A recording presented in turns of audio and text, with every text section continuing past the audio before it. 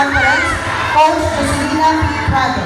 Second place, Pintados District Poster Making Contest, Coach Joselina P. Prado. And Journalism Excellence Award. Legaspi Terence Pale P. May karangalan.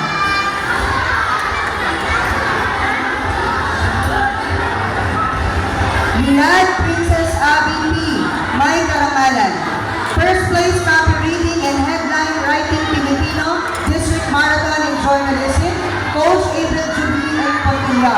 First runner-up, may tennis score competition, Coach Eugene B. Casilla.